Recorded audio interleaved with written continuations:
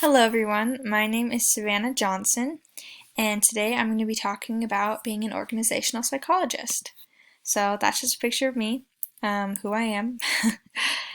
And so the job that I looked up for is being an industrial and organizational psychologist. And in this job there are many different things, but one of the main things is to be able to work within a team. So a team is put together, and as an organizational psychologist, I'm basically going forth and looking for opportunities so that we can do work more efficiently. So we can work together and also increase product availability as well as efficiency in the workplace. But that also includes doing research and data analysis and creating reports that go along with those things so that I understand more so what's going on and how we can improve.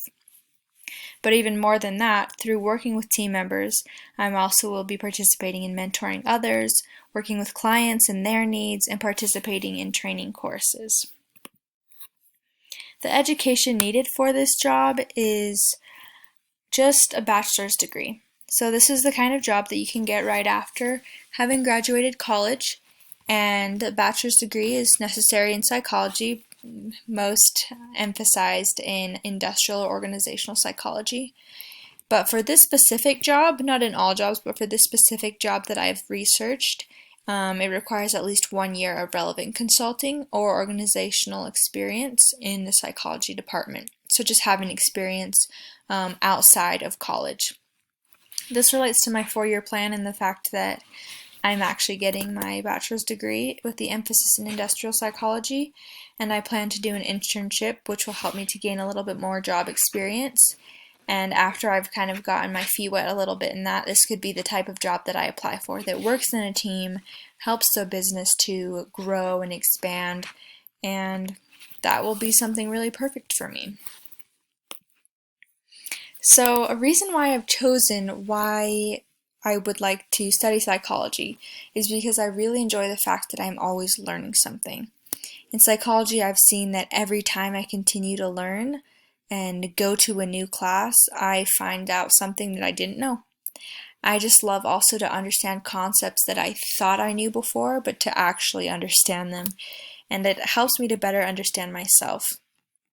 Another thing that I've seen throughout my entire life is that I love to sit down and help people work through their problems and find solutions. I'm definitely a solution searcher, and it's been so fun throughout my own life and with friends and family members to just have that ability to listen to them and also that passion to help them to come up with a solution that will make them happy in the end. And that goes along with a couple things in chapter 13 from our textbook.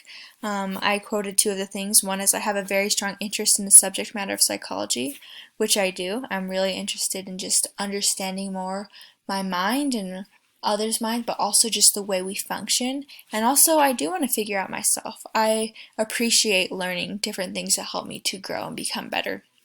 So those are just a few reasons why I'm studying psychology and why industrial psychology really motivates me. I love the fact that I can work in a team. That's been a huge thing my whole entire life. And so this is kind of a little bit of what I want to do.